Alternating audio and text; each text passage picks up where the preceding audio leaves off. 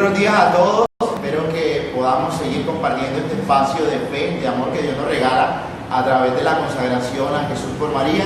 En este día número 6 los invitamos a todos a vivir con fe, con humildad, esta experiencia que Dios nos ha invitado y que nos acompaña a vivir y experimentar. Hoy en compañía de Marvin, una vez más que se une a compartir esta consagración a Jesús por María. Buenos días, Marvin. Buenos días, Padre. Buenos días para todos los que nos están viendo en este momento. Saludo a todos los que se están conectando. Ya el 6º día de consagración. Así es. Lastimosamente no nos pudo acompañar en el primero y no nos pudo acompañar ayer por problemas, por dificultades personales, pero bueno, aquí estoy nuevamente acompañándolo. Intentaré acompañarlo durante todos los días que faltan y guiado por la mano de Dios, llevado por el Espíritu Santo para consagrarnos a Jesús por María. Espero que nos estén escuchando, que el audio se escuche un poco bien. Nos pueden confirmar por ahí por los comentarios para continuar, y mientras tanto vamos a cantar, alabar al Señor y bendecirlo a Él que está presente en la Eucaristía y que nos invita a adorarlo siempre. Recuerden que parte de la tarea de la consagración es poder adorar a Jesús en la Eucaristía, es poder alabar al Señor en todo momento y en todo tiempo, así como Él nos ha convocado y nos ha enviado a vivir la fe. Pasan por las turbias aguas y despierta de tu soledad.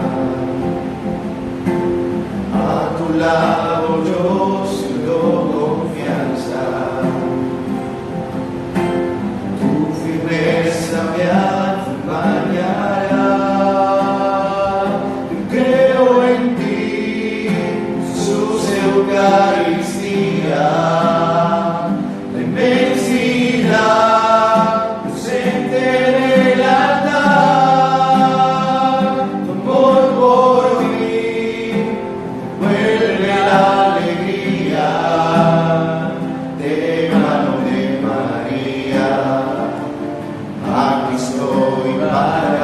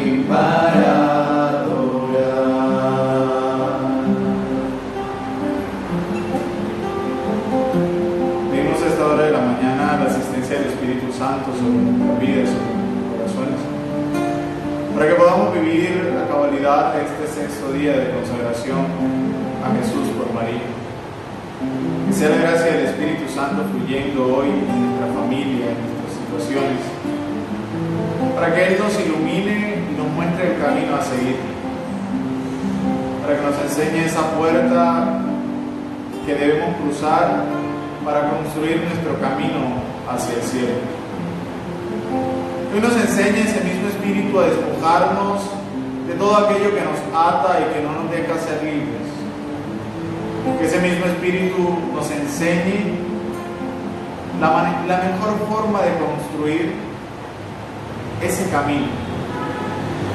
Que María Santísima nos ayude a clamar por esa fuerza que viene de lo alto. Ella, que es la esposa del Espíritu, nos ayude para que el Espíritu habite hoy en nuestros corazones. De todo parecía sin sentido, corría sin saber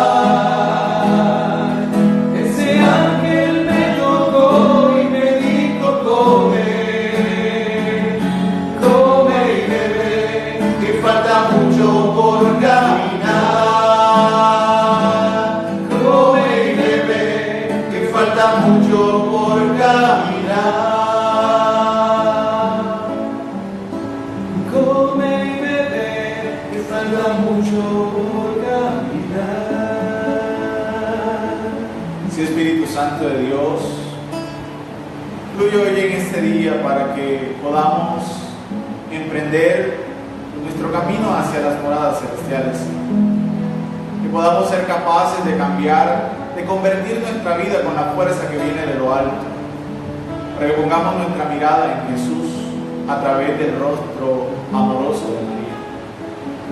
Hoy el Espíritu Santo nos enseña a discernir qué es lo que nos conviene y lo que le agrada al Señor. Ven Espíritu Santo, ven por medio de la poderosa intercesión del Inmaculado Corazón de María, tu amadísima esposa. Ven Espíritu Santo, ven por medio de la poderosa intercesión del Inmaculado Corazón de María, tu amadísima esposa. Ven Espíritu Santo, ven por medio de la poderosa intercesión del Inmaculado Corazón de María, tu amadísima esposa. Amén. Gloria al Padre, al Hijo y al Espíritu Santo. Principio, ahora y siempre, por los siglos de los siglos. Amén. En nombre del Padre, del Hijo y del Espíritu Santo. Amén. Muy bien, Marvin, en este sexto día de la consagración hay una temática que a veces, muy pocas veces tocamos o que no tratamos alrededor de nuestra fe, y es acerca de las postrimerías, es decir, de lo que está por venir, pero que también va sucumbiendo un poco en nuestra realidad de cristiano. Hablar de la muerte, hablar del infierno, hablar del purgatorio, hablar del cielo, son parte de esas postrimerías, es decir, lo que está por venir a nuestro acontecer. Quiero que cada uno de ustedes se pregunte por un momento qué ha pensado que hay después de la muerte.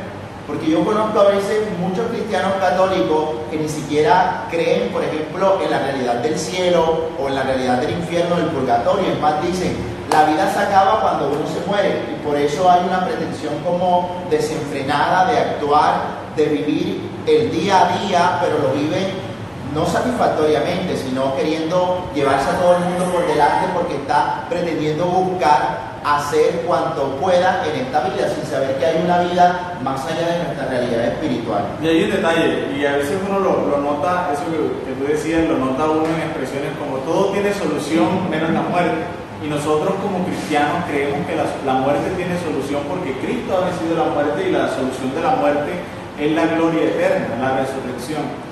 Y es muy interesante que hablemos hoy respecto a este tema, porque eso es lo que nos identifica a nosotros como cristianos y nos hace trabajar en esta vida presente para ganar la vida futura. Por eso nosotros tenemos que saber y hablar de la muerte, porque gracias a la muerte tenemos el paso a la vida eterna. Tenemos que hablar del purgatorio, tenemos que hablar del cielo y tenemos que hablar del infierno, porque si no queremos ir al infierno tenemos que saber cómo no se vaya.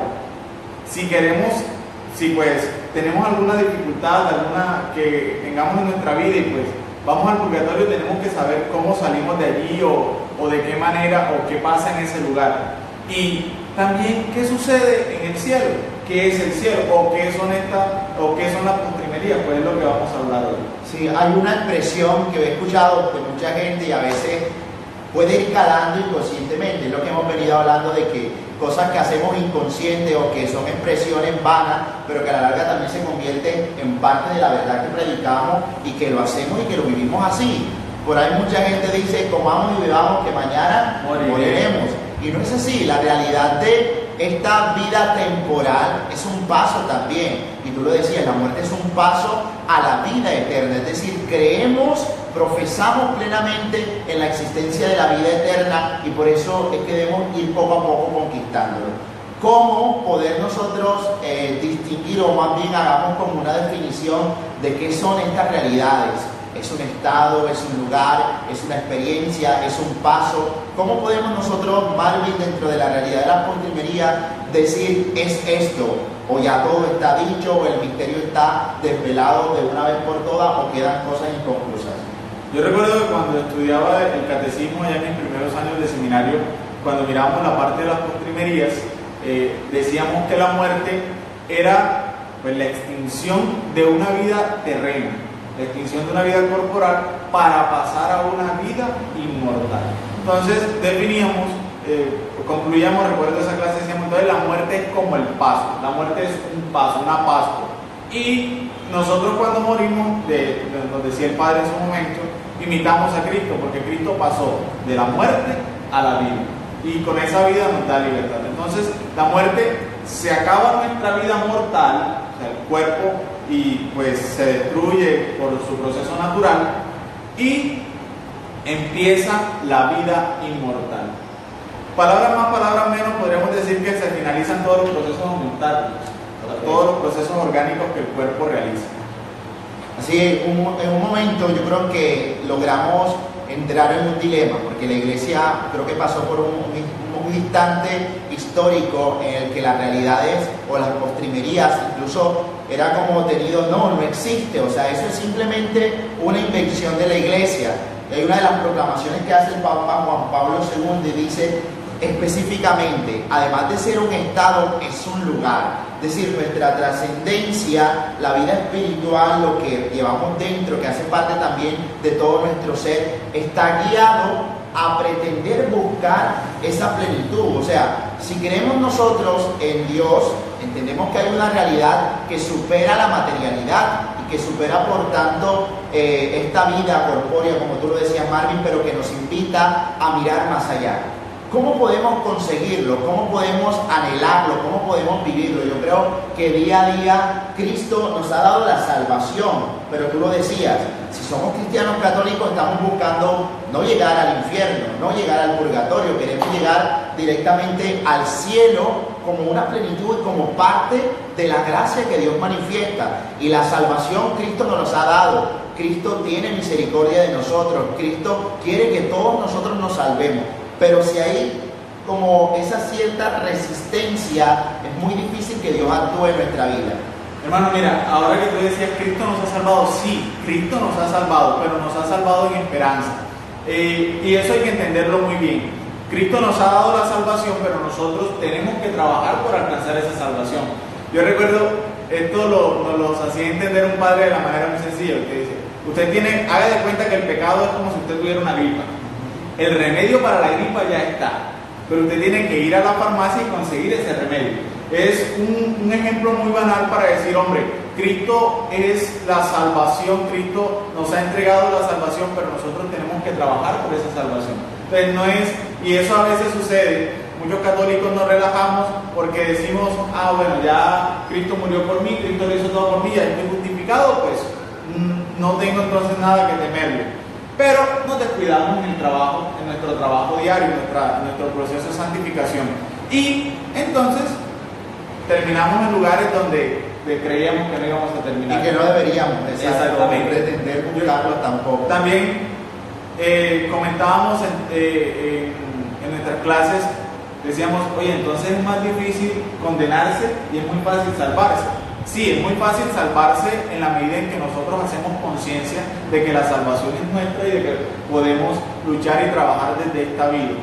Así es, hagamos como una definición de cada una de estas partes, por decirlo, de cada una de las temáticas.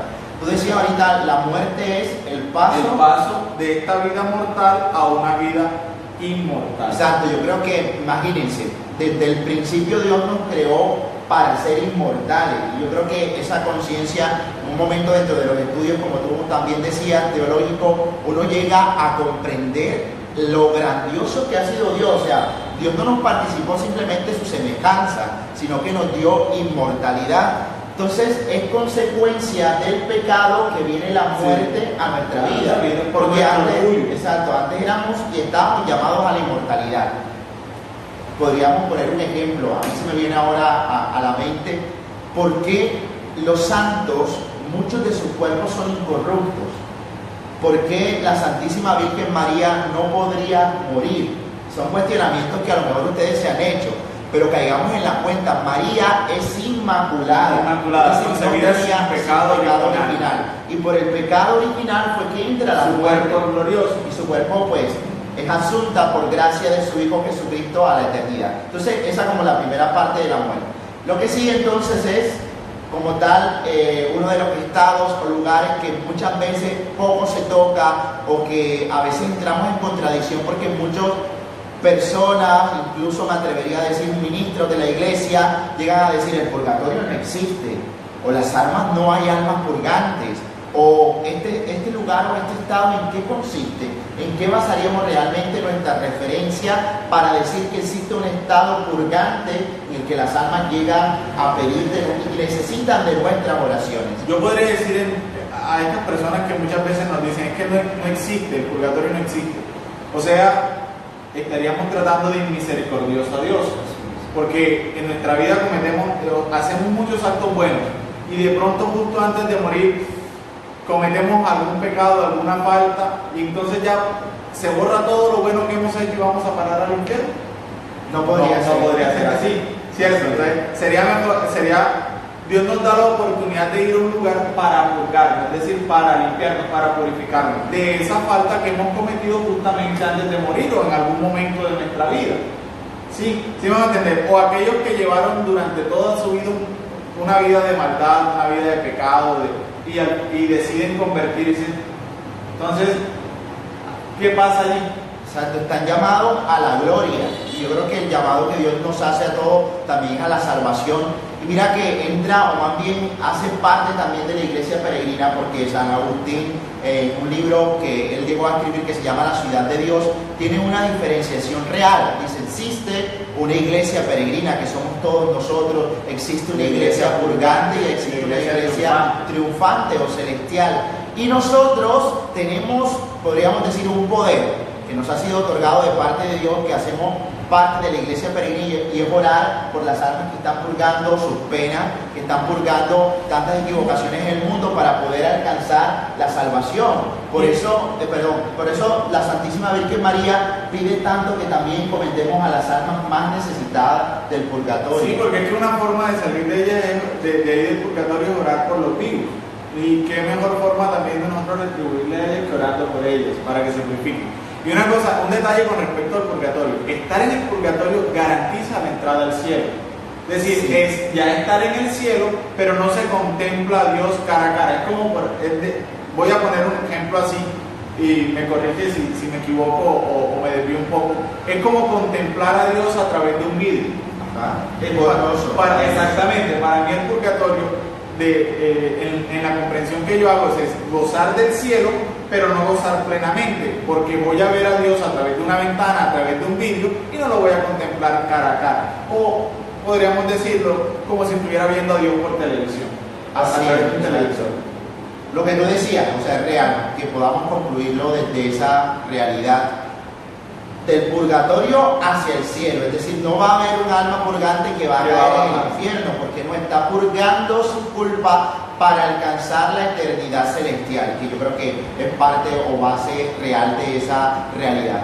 Podríamos decirlo entonces, otro de los estados o lugares a los que hemos querido definir como postrimería, está la parte del infierno. Y el infierno, yo creo que el dolor más grande que sienten las almas es lo que tú decías referente al no poder contemplar a Dios. O sea, que habrá tormentos, sí, que habrá malestares, que habrá, como muchas veces muchos artistas lo han dibujado, las llamaradas de fuego, que queman, así es, que arde, que lucha en toda esa realidad. Más que todos esos tormentos, el mayor dolor está basado en no poder contemplar a Dios. Sí, no contemplar la visión beatífica de Dios. Y es un detalle importante del infierno, miren.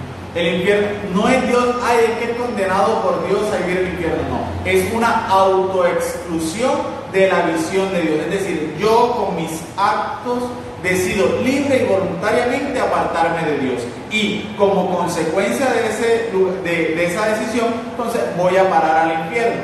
Que en principio el infierno no es creado para el ser humano. En principio el infierno es creado para el diablo y sus secuaces. Lastimosamente, por la terquedad y la banalidad y el orgullo de nuestro corazón, pues tenemos que llegar a ese lugar porque nos autoexcluimos, así como Satanás se autoexcluye de la visión beatífica de Dios.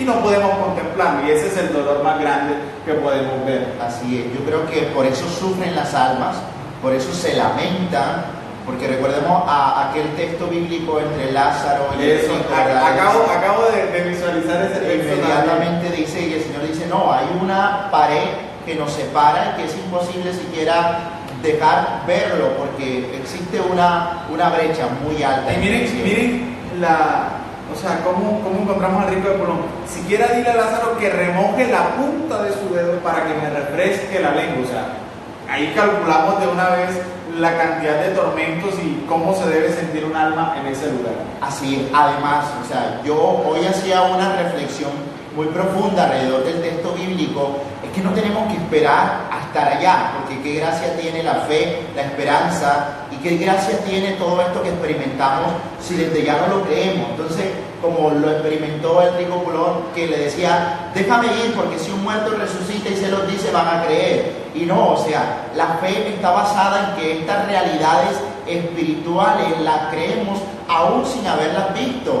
No tiene que ir a alguna persona, aun cuando en internet podemos encontrar un montón de testimonios que fue al infierno, muchos santos lo experimentaron y nos lo dicen, y hablan de estas realidades como una verdad, o sea, como algo realmente existente, y no nos podemos quedar nosotros callados, no nos podemos quedar nosotros queriendo hacer creer que no existe, porque es un acontecer dentro de la iglesia, dentro de nuestra fe, dentro de nuestra espiritualidad que estamos llamados a conformar. Mire, y tocando nuevamente ese texto, es interesante, hay unos detalles interesantísimos en ese texto.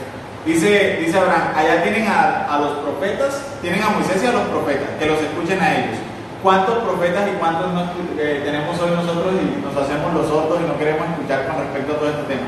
Y además tenemos un muerto que resucitó, que volvió a la vida, y seguimos sin creer. Y ese muerto, ese que murió y volvió a la vida, es Cristo. O sea, Cristo muere y nos resucita para darnos testimonio y así ayudarnos a vencer las ataduras del pecado, y nosotros seguimos como si nada en el mundo hubiese pasado. Así es. Muy bien, entonces hemos definido la muerte, el purgatorio, el infierno, ahora el cielo. Yo creo que el cielo es la visión celestial, o sea, donde están todos los santos, donde vive una realidad espiritual suprema. El cielo y en una definición vasta, así, podríamos decir, el cielo es todo lo opuesto, o sea, todo lo opuesto al infierno, porque si en el infierno nos autoexcluimos de la visión beatífica de Dios, acá podemos contemplar a Dios cara a cara. Así es, y es lo más grande, o sea, todo el mundo quiere estar en la presencia de Dios, todo el mundo quiere adorarlo eternamente, porque la eternidad sería poder adorar a Dios por siempre y para siempre, como bien lo dice la palabra, y San Pablo lo ha querido referir. Por eso ahora para mí la muerte es una ganancia, porque sabe que irá al encuentro, porque tiene la seguridad de que ha querido no por su fuerza, sino por la gracia y por el deseo de que tiene de alcanzar el cielo. Yo creo que lo que base, o más bien lo que tiene por función esa realidad nuestra como verdaderos cristianos, es saber que estamos luchando por llegar hasta el cielo. que lleguemos al purgatorio, pues pidámosle a Dios nos dé la gracia de llegar a la eternidad divina y al cielo como ese estado, como ese lugar. Y eso, de eso se trata la santidad. Al cielo van pues los santos, y al cielo va cada uno de nosotros que hemos dicho sí al Señor, que queremos seguir un camino que Él nos ha mostrado y nos llama a vivir de una manera más plena.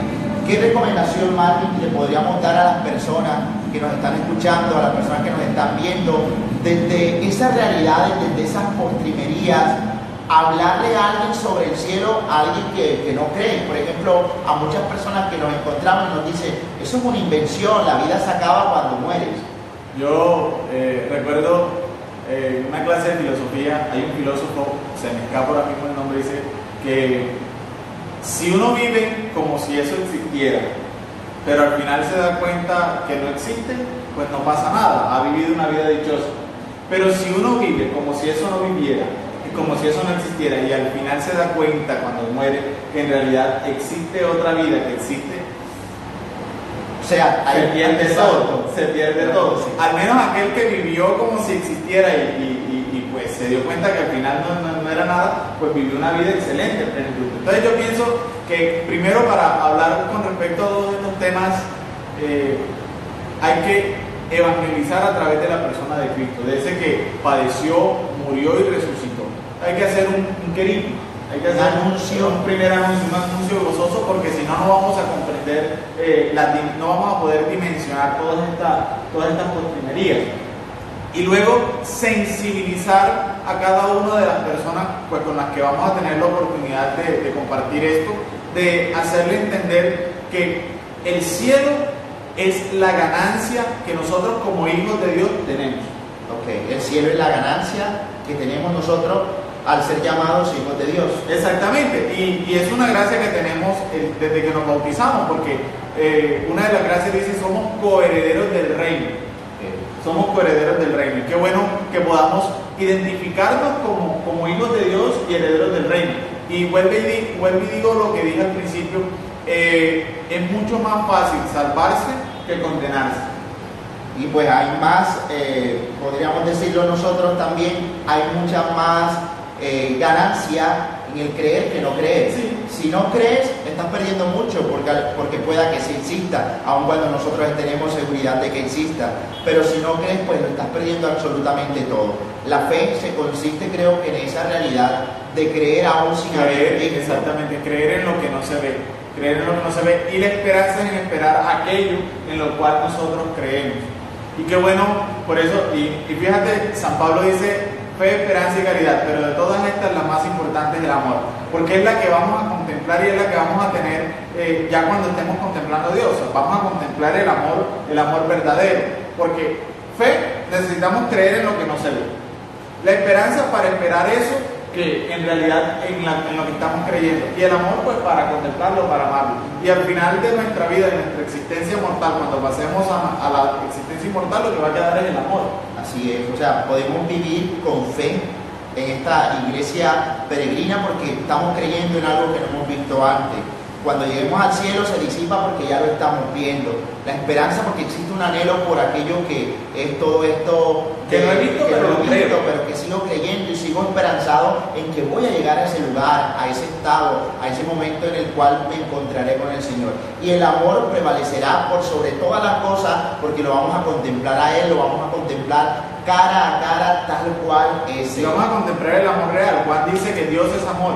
Así Dios es. es amor. Entonces, la esencia de Dios es el amor. Entonces, vamos a contemplar esa esencia, vamos a mirar a Dios, vamos a contemplar a Dios tal cual como es, como nosotros lo contemplábamos antes de la caída. Bueno, hay otra parte, en toda la parte de la postrimería, que también suele suceder o que la gente todavía no tiene muy claro. Me dice, padre, pero cuando uno se muere entonces ya es el juicio definitivo, o sea, ya es el juicio final, se acabó la vida y se acabó todo, ya yo sé que voy para el infierno y voy para el cielo. Hay un juicio personal, un juicio particular y hay un juicio final, que ya ese es el final de los tiempos. El juicio particular, el juicio particular es el que sucede inmediatamente cuando uno muere. Allí entonces pues le darán la condena, por así llamarlo, hacia el lugar a donde va. Y el juicio final o juicio universal es el que sucederá al final de los tiempos, cuando Dios venga nuevamente y pues confirme las condenas que se han hecho, ¿no? Por ejemplo, los que purificaron su alma en purgatorio pasarán pasarán al cielo. ¿cierto? Y pues los que están en el infierno se ratificará su estancia ahí en ese lugar.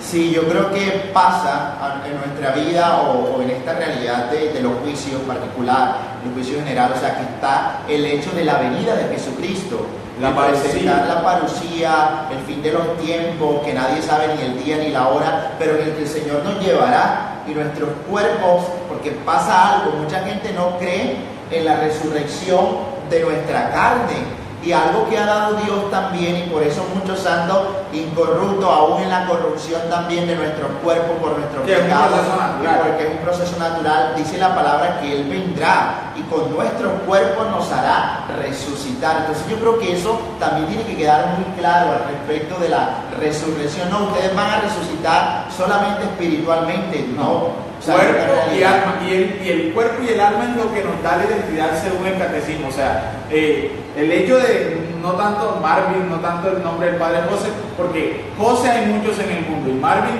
también hay muchos en el mundo, que no parezca, pero sí, y lo que nos va a dar la identidad es nuestro cuerpo y nuestra alma, la unión de esos dos. Ahora, hay que hacer una distinción. Nosotros católicos creemos completamente en la resurrección. No creemos en la reencarnación. No hay reencarnación, exacto. Esa también es otra pretensión. Muchas personas van a lugares, a consulta, y ahora se ha hecho tan popular hacer una regresión de vida. Yo no entiendo cómo católicos cristianos creemos en regresiones de vida o toda esta cuestión de la encarnación, porque Dios ha hecho un solo molde para cada uno, es decir, nuestro cuerpo, nuestra alma, solo fue una sola instancia, fue una sola creación única, específica, que Dios ha querido poner para cada uno de nosotros. Y miren, para los que de pronto se están preguntando en este momento, ¿cómo es eso de cuerpo glorioso? Vamos a tener un cuerpo semejante al de Cristo, igual al que Cristo tuvo en la resurrección. Podremos atravesar, o sea, lo físico no nos limitará. No nos impide para nada. Por eso, el poder cuando nosotros comprendemos, el cuerpo glorioso es eso, por eso comprendemos que Jesús atravesó las puertas estando trancadas. Sí. Por eso vamos a comprender de pronto que María Magdalena no lo reconoció al momento que salió del sepulcro. Podría tomar otra facción, otro rostro, pues sí.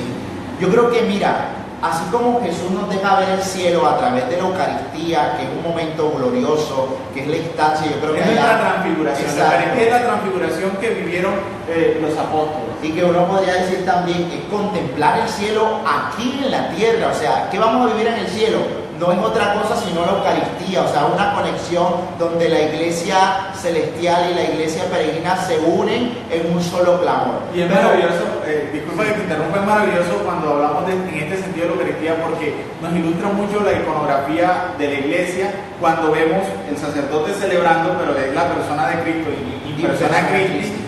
Y está toda la iglesia celestial, los ángeles, todos están doblando rodillas delante de la presencia del Señor. No sé si han visto la imagen esa que dice, esto es lo que tú ves en la Eucaristía, pero en realidad esto es lo que sucede, mostrando la iconografía de la iglesia, que en realidad muestra eso, ¿no? Cómo se unen al momento de la celebración eucarística las iglesias, la iglesia peregrina, la triunfante, cómo es el gozo permanente cuando nosotros vivimos la Eucaristía y a veces nosotros no le damos el lugar que se merece en nuestra vida. Sí, por ahí están escribiéndolo, ahí dicen, por eso la importancia de llevar los cuerpos a los campos santos, por eso la importancia de la Eucaristía, del sepelio, por eso la importancia de no regar la ceniza. Mi última voluntad es que me lleguen las cenizas en el río. Y eso no está permitido. O sea, lo que hay una disposición dentro de la iglesia es que sí se pueden cremar los cuerpos y hacer la Eucaristía, pero que esas cenizas vayan a un lugar establecido como los cenizarios y donde están en los campos santos, como muy bien lo referían allí. Así que si tenemos esa idea de que dejen las cenizas en el lugar para revaluarlo. La lógica de la iglesia en ese sentido es muy sabia. ¿Para qué? Para que exista una veneración, o sea, que se considere algo digno, por la dignificación de ese difunto. Porque a veces sucede que cuando la tiramos por algún lugar en el río, creemos entonces que ahí va a estar en todas partes. No, exacto. No podría existir una contemplación general de ese ser específico que vivió aquí, que compartió con nosotros, y hay pues, lo que nosotros también tenemos alrededor de la veneración de las reliquias de los santos. Es porque lleva una vida santa, porque se ora por esa realidad fundante corporal que aún permanece en medio de nosotros, estando también en la eternidad. Y de una u otra forma eso también ayuda a mitigar el dolor, a saber que está en un lugar, que puedo ir a ese lugar, visitarlo, estar allí con él. Y eso ayuda también mucho en la aceptación del dolor y la pena.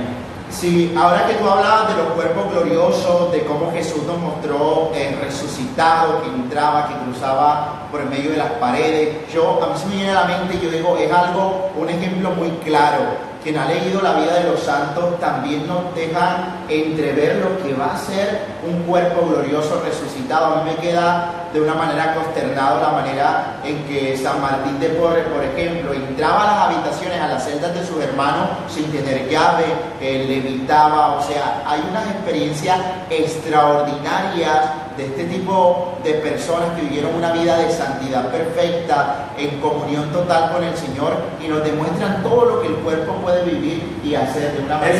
Es interesante, nos pregunta aquí Rosalín-Co. Padre, ¿debemos ser fieles en visitar las tumbas de nuestros familiares? Yo creo que, bueno, eso hace parte de nuestra idiosincrasia, hace parte también de nuestra fe, porque recuerda que un hermano difunto tú tienes también obligación de orar, por eso se conmemora el novenario, por eso se hacen las Eucaristías por su eterno descanso, y la visita nos hace caer en la cuenta de la realidad de la muerte. O sea, ustedes van a un cementerio y aun cuando a algunos les parezca un tanto tenebroso, pues nos recuerda de que estamos hechos para la vida eterna y que nuestra temporalidad pues sucumbe y termina en el instante que nuestra alma pues trasciende a esa eternidad. Bueno, yo creo que podríamos concluir esa parte, quedarán preguntas, ya haremos otro live respecto sobre las postrimerías, porque pienso que es un tema bastante extenso, hay muchas preguntas que por ahí también nos están haciendo y día a día tenemos que orar. Dice una que si ellos pueden vernos desde el purgatorio. Bueno, no hay algo establecido así desde la iglesia, pero lo que podemos contar es desde la experiencia de los santos. Santa Catalina de Meri, que fue una gran mística, decía que las almas que están en el purgatorio aclaman muchas veces a sus familiares y logran, por dispensa de Dios, escúchese muy bien, a veces comunicarnos. No sé si les ha pasado, en mi familia sucedió a veces muchas ocasiones, que un hermano difunto, por ejemplo, un familiar, le decía en un sueño, ora por mí.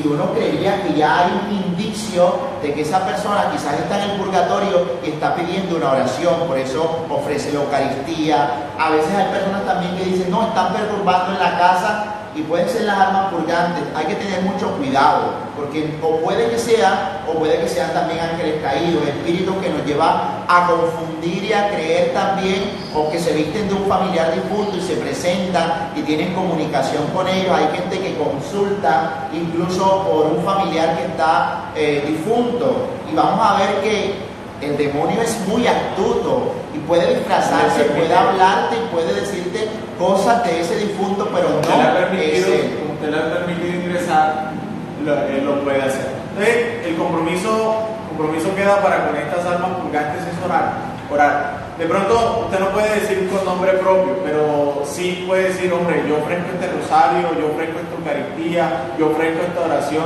por las benditas almas del purgatorio para que el Señor les conceda entrar a las alegrías del cielo. Ahí hay un comentario que me llamó mucho la atención, dice, por eso es importante conocer la vida de los santos y no dejarnos llevar de tantas cosas de la nueva era. Es cierto, la nueva era, todas estas nuevas corrientes religiosas espirituales van enmarcadas muchas veces en la deformación de la sana doctrina, y yo creo que si somos obedientes a la doctrina vamos a sacar muchísimo más bien que si nos dejamos llevar por un montón de cosas. Sí, muchas veces, y eso es la tendencia de hoy, hacemos un licuado de la fe. Así el Papa dice, no licúen la fe. Hacemos un licuado de la fe como, bueno, de la religión católica me gusta esto, de tal religión me gusta esto, y lo voy acomodando a mi gusto y a cómo soy, y pues eso es lo que al fin voy a creer. No, uno no puede acomodar la fe, es uno quien se acomoda a la fe. Muy bien, vamos a cantar a nuestra madre una pequeña canción para entrar a la temática del día número 6 del tratado pues, para la preparación de la consagración, y vamos a leer esta temática. Madre nuestra que diste valor, Madre tierna que diste perdón, Virgen del Rosario eres amor, vive siempre en nuestro corazón, en las luchas tú siempre estarás, dando aliento, calma, dando paz. Tú derramas semillas de amor, en nuestra oración siempre estarás. Madre nuestra, Madre tierna, vive siempre en mí, tú me llevas siempre a la verdad. Mi camino y oración siempre a ti llegarán. Virgen nuestra, tú eres la bondad. Virgen nuestra, tú eres la bondad. Antes de leer el tema de hoy, no, la iglesia no permite tener, a una pregunta de una conectada, La ceniza. no permite tenerlas en la casa. Para eso hay lugares destinados, para eso están los cementerios y para eso están los cenizarios en muchas iglesias. Iglesia, convento, es que pasa, o sea, yo creo que a veces sería pues bonito tener las cenizas de un familiar en la casa, pero no es el lugar apropiado. Pasa lo mismo con la Eucaristía, tiene su lugar, hablaban de los campos santos ustedes, y es destinado a un lugar específico donde se rinde una veneración también y un culto, donde se hace realmente el respeto debido por esa persona que vivió y que ahora no nos acompaña. No, y cuando se tiene en la casa se olvida el respeto que hay que brindarles, y a veces pasan, ahí sí. en la casa se fiesta, ahí en la casa pues tienen Hacen de todas sus todo. labores de día a día que no son propiamente por ejemplo, rosalía. si la tuviera en una urna de cristal o de losa, alguna cosa se cayó, se rompió y listo. Entonces, es como por respeto, por veneración a ese ser querido, tenerlo en un lugar digno. Muy bien, antes que terminen de leer, por ahí sí lo comentaron y es un escrito muy bueno.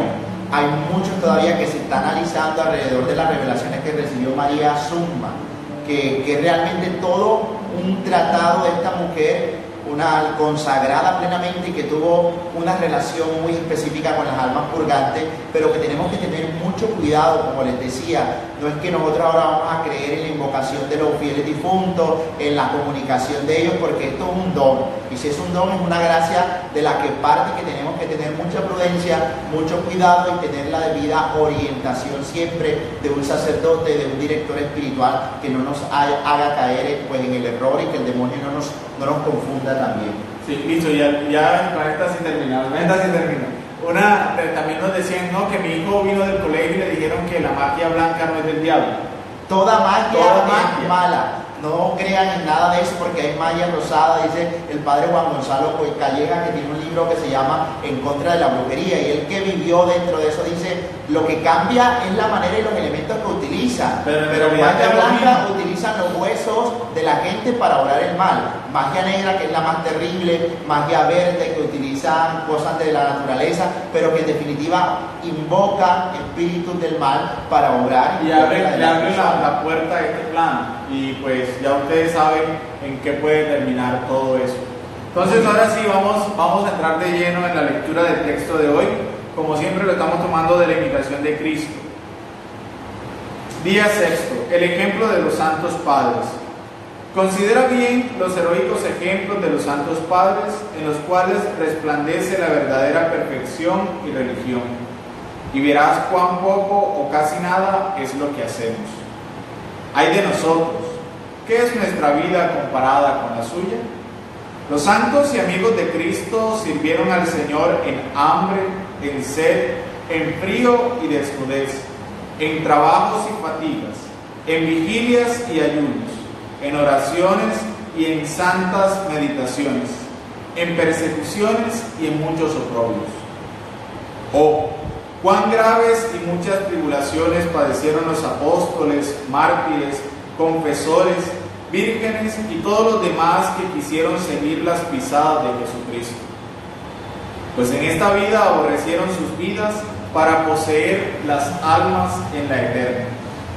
Oh, cuán estrecha o retirada vida hicieron los santos padres en el yermo, cuán largas y graves tentaciones padecieron, cuando de ordinarios fueron atormentados del enemigo, cuán continuas y fervientes oraciones ofrecieron a Dios, cuán rigurosas abstinencias cumplieron, cuán gran celo y fervor tuvieron en su aprovechamiento espiritual, cuán fuertes peleas pasaron para vencer los vicios, cuán pura y recta intención tuvieron con Dios.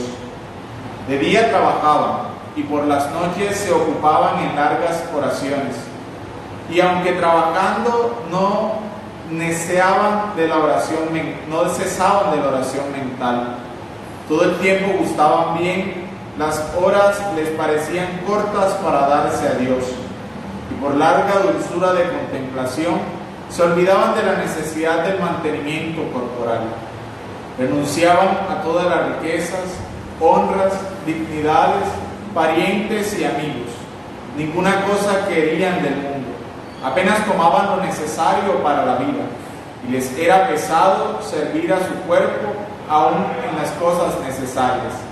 De modo que eran pobres de lo temporal, pero riquísimos en gracia y en virtudes. Muy bien, yo creo que podríamos concluir porque ya se nos está acabando el tiempo del live y lo referente está en poder también profundizar sobre la vida de los santos, Mario, en poder llegar a descubrir que la santidad es el anhelo y el deseo de todo cristiano para llegar hasta esa postrimería, pues que es el cielo. Claro, y es que esa es una de las funciones de ellos, el ser ejemplo para nosotros. O sea, ellos son ejemplos de santificación en nuestra vida.